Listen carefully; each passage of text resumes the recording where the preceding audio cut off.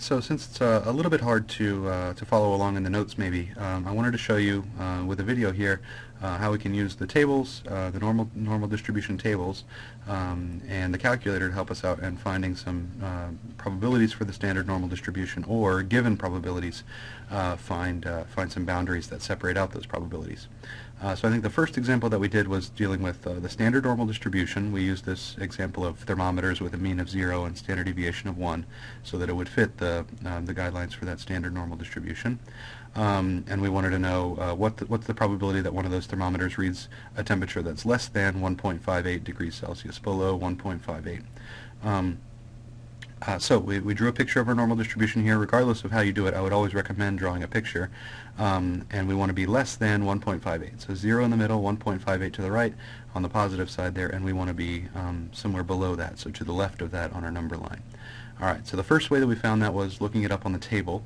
And on your tables you'll see z-score tables, negative z-scores and positive z-scores.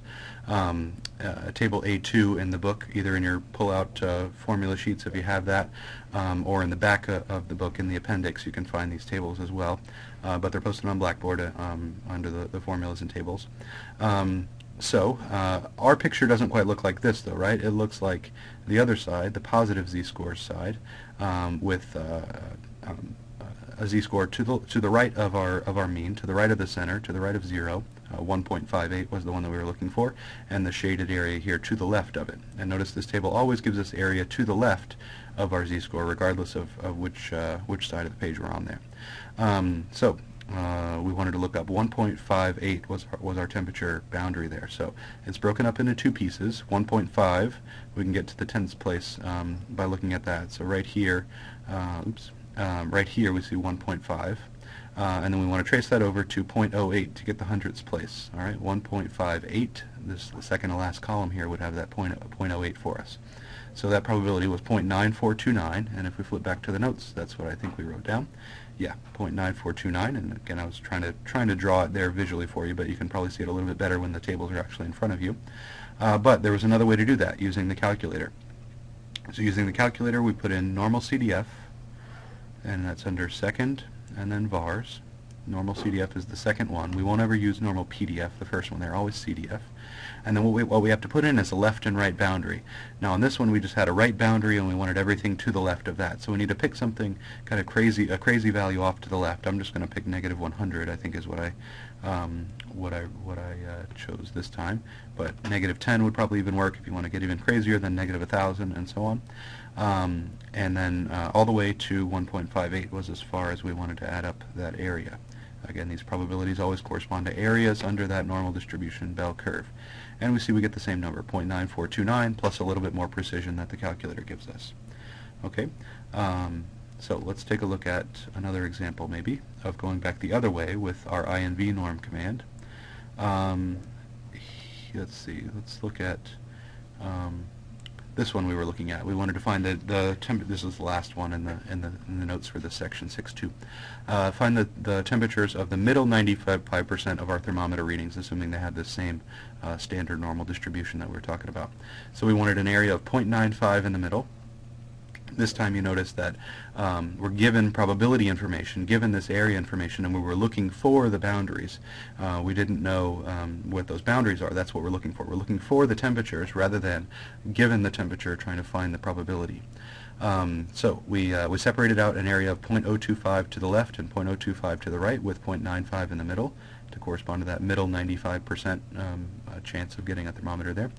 And so if we want to find, let's say, this one on the left, then we would need to look up 0.025 as the probability to the left of a negative z-score, and we can find that. So on our table, on the negative z-score side, if we go up a little bit there, all right, we want to find where 0.025 is on this table, and if you kind of search around, they're in kind of an order there, they increase as we go down that table there, we'll find 0.0250 right here. And then we want to trace that backwards to get to our z-score, negative 1.96. All right, and then the same thing on the other side. We had 0.975 to the left of that positive z-score. So we find 0.975 right here. Trace it back to positive 1.96. Okay, now we can also do that on the calculator, but we have to use a different command if we're going in this direction. So if we want to go in this direction with the calculator, the command that we'll use is INV norm. It's under the same place, second vars, and then INV norm. So you want to use this if you're looking for the boundary and you know information about the probabilities. We have this picture that we knew the probabilities, we knew the areas, and we were looking for the boundaries that separate out those areas. So we read the table from inside out in that case, and we use a different calculator command as well. We'll use INV norm here. Okay, so I'll hit enter on INV norm again in the same place, second vars, and then down to the third option, INV norm. And you put in the area to the left every time on this. So area to the left of our left critical value there was 0.025, and this is just like looking up that 0.025 on the inside of our negative z-scores table.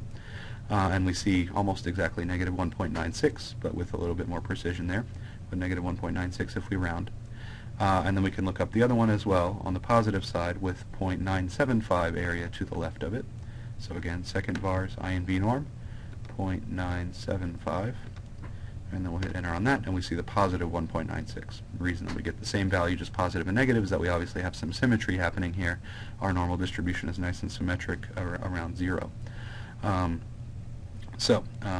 Again, normal CDF, when you want to find the probability given the boundaries, either given less than a certain value, greater than a certain value, or in between two values, we put in the left and right boundary, and it'll calculate the area under that normal distribution curve between those two values. You may have to make up a big negative value or a big positive value to the left or to the right for those boundaries if you don't have between two specific values, if it's just less than or greater than a specific value. Then INV norm, if we want to go backwards, if we want to, given a probability or given an area to the left, we want to find the score, the boundary, find the z-score that corresponds to that, that separation of probabilities there, then we use INV norm to find that, and you just put in the one thing, the area to the left. Okay, again, you can use the table, but I think the calculator really starts to become a little bit easier if you can get used to those two commands there. One thing I'll show you while we're here is that you can always do second and then enter. We'll pull up the last thing that you typed, so if you're doing a bunch of INV norms, for instance, and you just need to change the numbers, sometimes that can save some time. So if I need, I don't know, for some reason 0.274 to the left, if I don't make typos, then we could find that. So you can just use the arrows and change what you've typed there. So again, that's second enter, and that'll pull up the last thing that you typed.